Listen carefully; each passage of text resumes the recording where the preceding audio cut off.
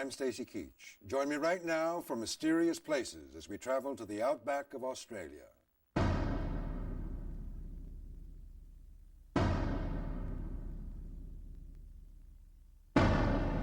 A red monolith dominates the Australian outback. At a distance, it looks impenetrable, a solid mass of rock. But look closer and you discover a hidden world. It is a world crafted by nature and adorned by people.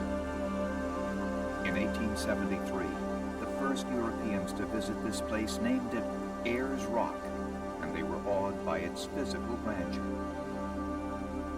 But to those who have lived here for nearly 20,000 years, the Australian Aboriginal people, it is called by one name only, Uluru, and its physical aspect is perhaps least significant. For them, the rock embraces layer upon layer of mystery, of secrets waiting to be discovered.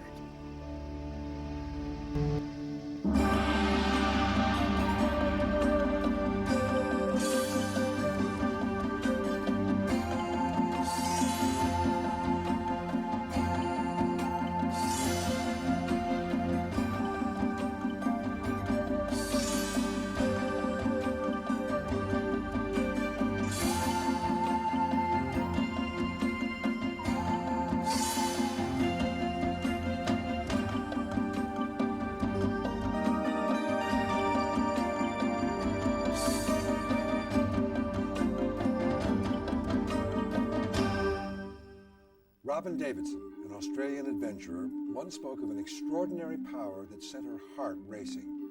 She wrote, "I had not experienced anything quite so weirdly, primevally beautiful." That's the power of Ayers Rock, the strange chunk of red sandstone that rises over 1,000 feet above the Australian outback. Ayers Rock has long inspired feelings of mystery and awe in the Aborigines, who consider it a landmark of their Dreamtime culture, and in the brave tourists who climb this rock the natives call Uluru.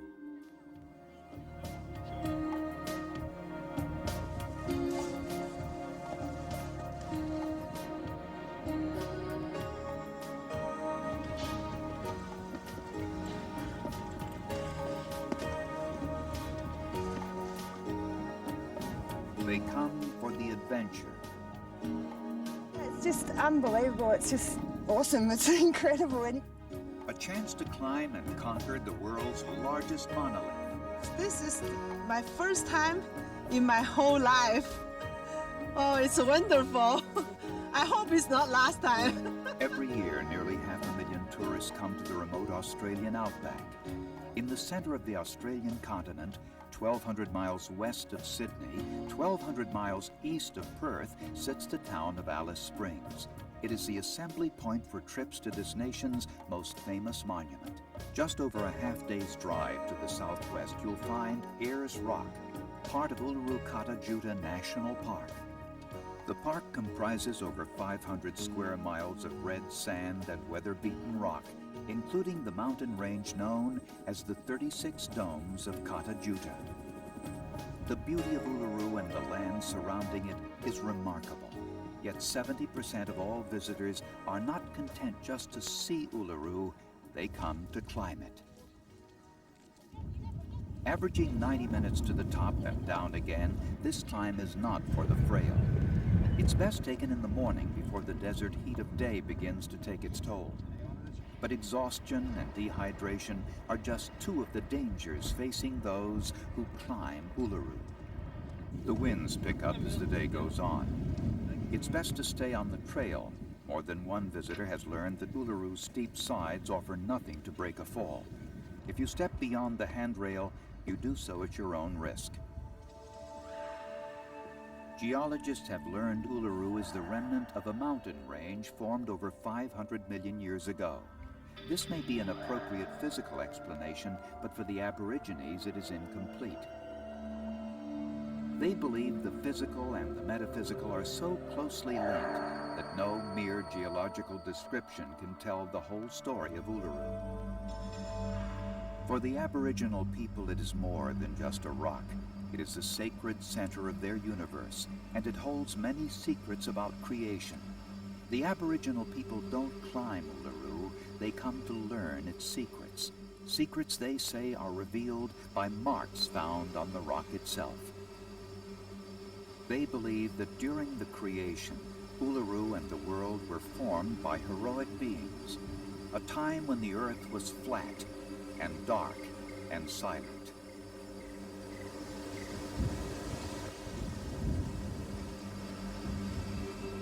Nothing lived here until the light dawned.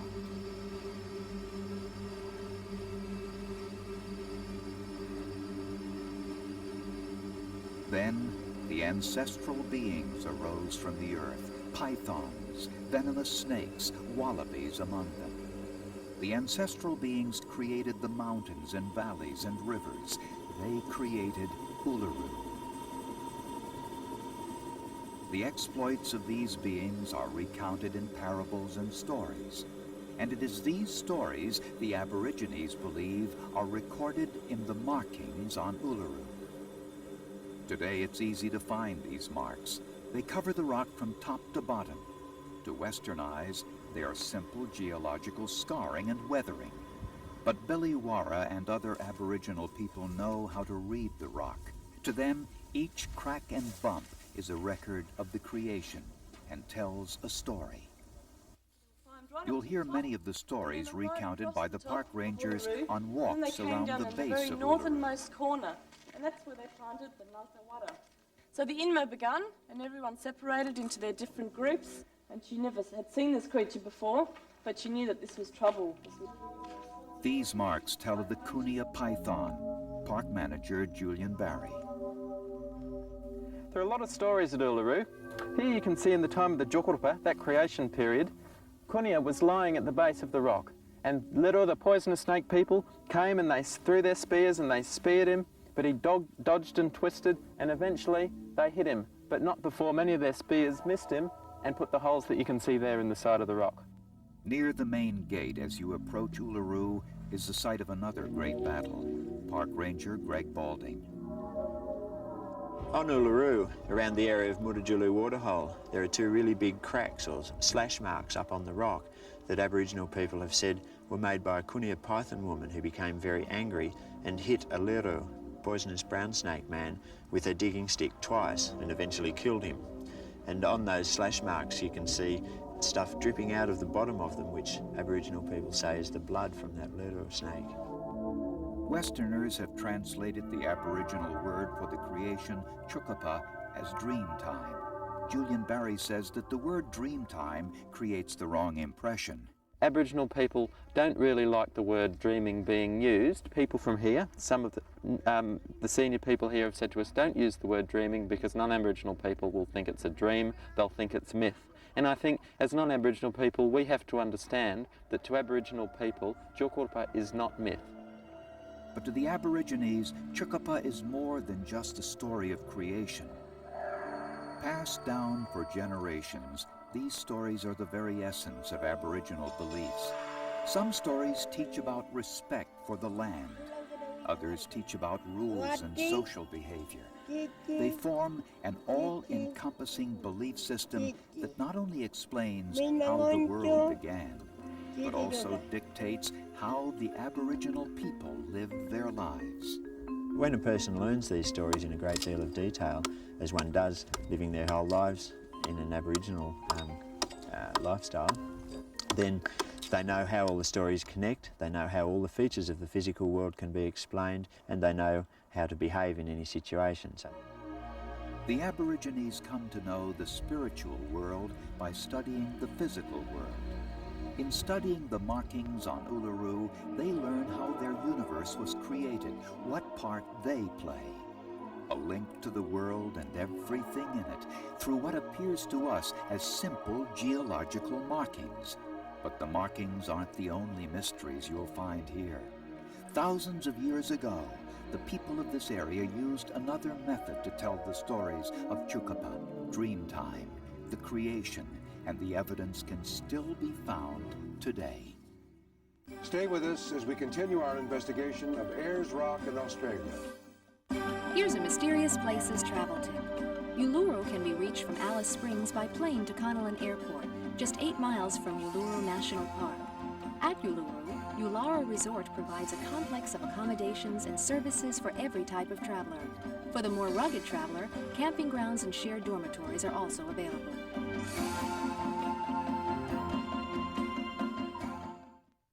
We're back in Australia with the mystery of Ayers Rock. Every evening, groups of travelers gather together to witness one of the most remarkable events in the natural world, sunset at Ayers Rock, or Uluru. The tip of a much larger slab of rock extending nearly 3 miles into the earth, Uluru is comprised of layer upon layer of flaking sandstone. The presence of oxidized iron causes its rust color, a color that dramatically alters as the light changes.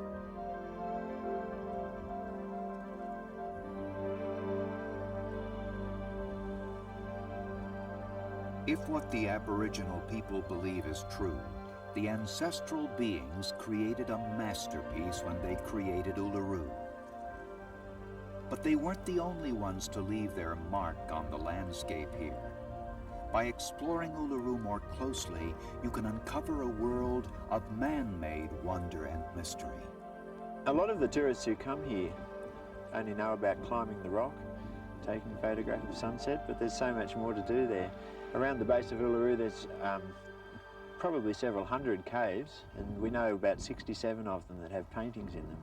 Many of these paintings can be visited by tourists, and they could probably learn quite a lot by visiting them and discovering these elements of Aboriginal culture that they may not have been aware of before coming here. More than 100 different languages exist in the Aboriginal culture, yet none possesses a written form. The cave paintings act as a kind of written record of Aboriginal history.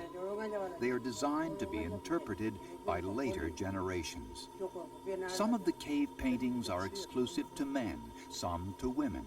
Others may be seen by all, tourist and Aborigine alike. Scientists believe that the paintings at Uluru could be up to 1,000 years old. But the stories they tell could very well date back tens of thousands of years to the earliest inhabitants of the region. These cave paintings offer a window into the world of the Aboriginal people, both ancient and modern, and offer insights in how they once lived. Among those painted caves there's some caves that have just a very small number of tiny little paintings. They might be emu tracks, kangaroo tracks, or something like that. They might even tell a simple story about a man hunting an emu or something like that. Working closely with Aboriginal elders, Greg Balding has learned to read some of the most symbolic cave paintings. This is Kulpi Murrujulu, and amongst all of the caves around Uluru, this is probably the most important of the living areas for Aboriginal people in the past. This nice stone roof over here kept people dry, and they had a nice stone wall that they could paint on. And the paintings here are used to illustrate the stories that old people teach to young people. And each of the paintings is symbolic of something or other, some aspect of life that's really important for Aboriginal people. Many of these paintings are based on Jukurpa and are highly symbolic. Paintings like this one of the concentric circle here usually indicate the location of waterholes, and probably indicate the fact that there is a waterhole down here at Murrujulu. But there are other interpretations of the symbolism too, and further across here there's a line of concentric circles which older Aboriginal people have told me represent the location of different honey ants' nests, all of which are named and in different parts of the country where one person can follow the route from one honey ant's nest to another. So quite often these paintings can act as a kind of landscape map. The tradition of storytelling through pictures continues in the Aboriginal culture today.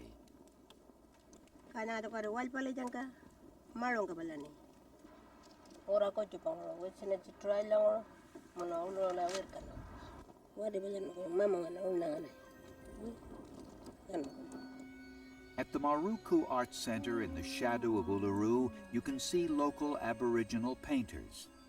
Where once they used rock and red earth, today they use canvas and acrylic paints. Yet their message remains the same. The rock painting tradition is no longer practiced, but today modern Aboriginal people do the same sorts of symbols, the same sorts of designs. Using dot paintings, you'll see concentric circles, U-shaped figures, the tracks of animals, and the dots themselves are often said to represent the landscape, the shrubs.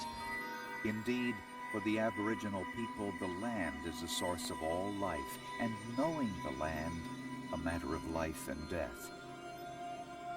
Stay with us as we continue with Mysterious Places.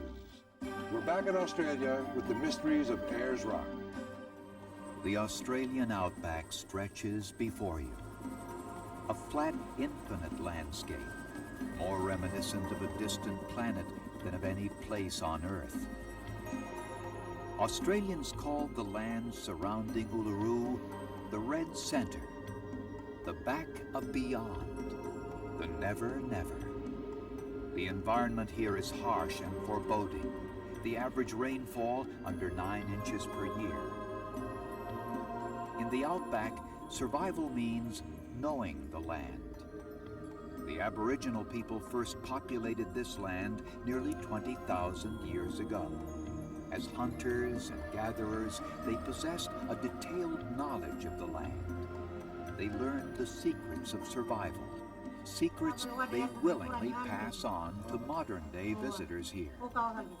Working with the Park Service, Aboriginal guides reveal some of those secrets on a nature tour of the area.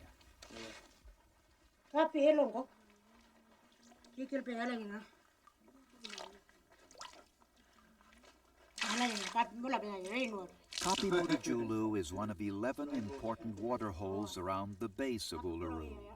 Visitors learn of a time long ago when an entire community would gather here in the morning to replenish their supply of water. Then in the afternoon, the men would go off to hunt. In the mornings, they'd come down here, collect the water. Everyone, all the men, all the children, all the women would come down here collecting the water. And in the afternoons, the men would go out and hunt and hunt for kangaroos and things like that. In the afternoon, like all the natural features of Uluru, the waterhole is also linked to the ancestral beings. This waterhole is very important. This waterhole is a home to one of the other ancestral beings, which is called Wanampi. It's believed that when Aboriginal people they came here and this waterhole has dried out, that they could still obtain water by calling out to Wanampi, singing kukukuka, kukukuka, and Wanampi would release water down into the waterhole. Not just a trickle of water either, it's believed to have been a gush of water that comes down. And while water may be scarce in the region, food is plentiful if you know where to look. What may look like simple grass to the untrained eye is for Biliwara and other Aboriginal people a rich source of food.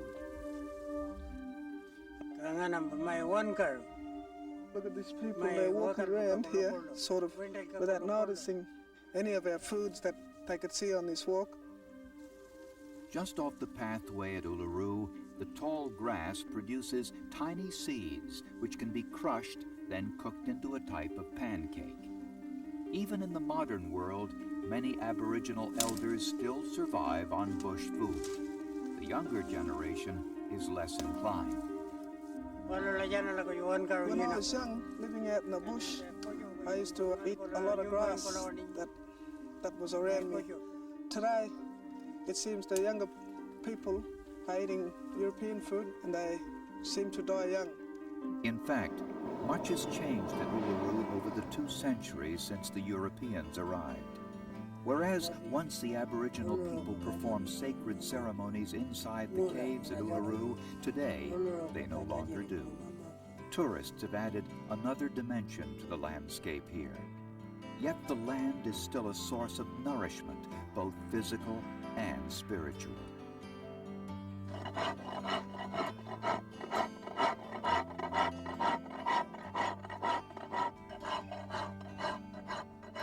Using wood he has gathered near Uluru, Biliwara creates statues of animals indigenous to the area. He is an accomplished woodcarver. The statues are sold to tourists at Mariku Art Center.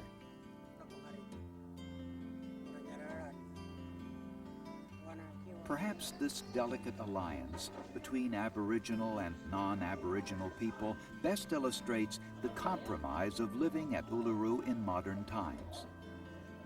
The Aboriginal people are the traditional owners of Uluru and the area surrounding it. Yet they know the tourists are now part of the landscape here.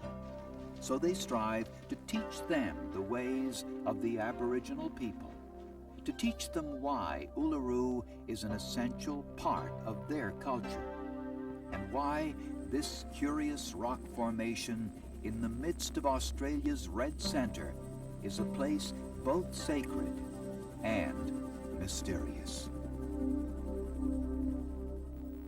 The orange glow of Ayers Rock continues to draw the curious.